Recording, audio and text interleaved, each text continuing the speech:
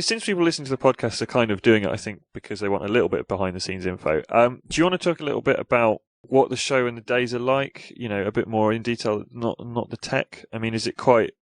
I don't know how interested people are in the Computex kind of... Day in the life of a journalist rushing around frantically trying to dig out news stories. Something about the size, because I don't think people really sort of... I don't know. Taipei, it seems such a strange, sort of far-off place, and I think it'd be good if people understood sort of the scale of it, and especially because this year it's in a brand new location, because it's been getting so big. So they used to do it in these two halls that are around the base of this building called Taipei 101, which I think it's still the world's tallest. It's the world's tallest completed building. There's a bunch they're building in Dubai that are going to be taller, but 101 is massive. And you'd have these huge sort of multi-floor, trade shows with just hundreds and hundreds of stalls, and it's incredibly loud. Yeah, think of like halls like the NED in Birmingham, those sort of halls, and there'd be few of them scattered around, completely filled with all the big names, all the manufacturers, and all the small names as well. Yeah, because very interesting firms like Asus, MSI, Gigabyte, they're all Taiwanese based. Everybody makes their chips out in Taiwan or in China, and Taiwan being, designed in Taiwan, maybe manufactured in China.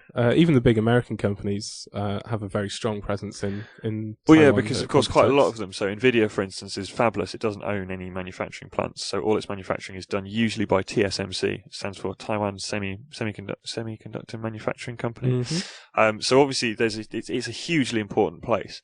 For these people, and the Computex is very busy, so it's up at kind of ready and into the show for 9, and then a full day and squeezing out time on the laptop to do the stories, and then I mean it's a hectic day because or a hectic 3 days because as you say, it is massive. It's just a huge place bustling with people. I mean it's really good to see that it's absolutely packed all the time. Not just with sort of journalists, but industry people. People from different companies checking out the competition, and also general public are there checking. They're allowed in on the final day, aren't they, on the Friday? So I believe so, yeah. Tuesday, Wednesday, Thursday is sort of trade and press only, and then Friday's the general public.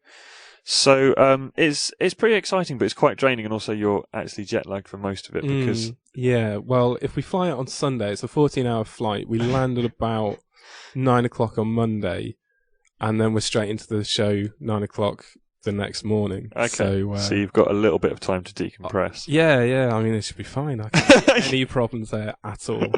Excellent. Added to the fact that Taipei is just a little bit of a crazy city. It's normally incredibly humid and hot and raining. The traffic is very intense, particularly because a lot of the Taiwanese ride around on mopeds. So there's just these hordes of mopeds that wait at the traffic lights, and as soon as they go green, they kind of charge across like kind of chariots in Spartacus or Ben-Hur or something. It's quite frightening to see. Excellent food though in Taipei. Excellent food. So there are some benefits to doing Definitely. And it's very interesting to get immersed in the culture that kind of yields the products that we're dealing with day to day. Yeah, I think so. I mean, I did it the last 2 years. So I did 2006, 2007, and actually meeting people in Taiwan gives you quite a good perspective into it, and a couple of features that I've written have come out of it, particularly the one about motherboard design and BIOS design, because for the first time last year I actually got to meet a couple of the guys who do BIOS writing, which is really rare, and you'd never get, obviously there are none of them really based in the UK. And the thing is, BIOS writers typically speak in machine code only. Yes, so it was nice to meet a couple who could speak English and who were quite willing to answer a lot of our questions. So indeed, it tends to prove pretty useful from a point of view of us bringing you guys some interesting stuff to read.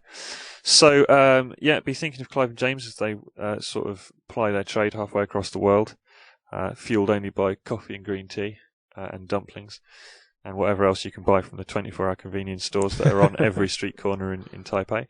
And obviously keep checking the website, because we'll have tons of hopefully interesting stories, provided that there's interesting stuff to see, which given... They will be interesting. There's always interesting things happening at Computex. Well, we were saying earlier, given the state of the industry going into the second half of this year with new chips from Intel and actual graphics war again, there should be lots of cool stuff to see. And then, of course, there's also slightly bonkers stuff at Computex.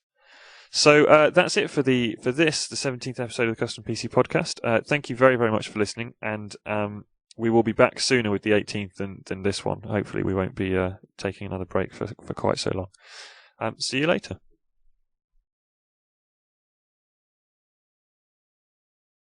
Hi. I'm the Windows Vista lady. Don't fall for Windows 7 just yet. I've still got so much to give.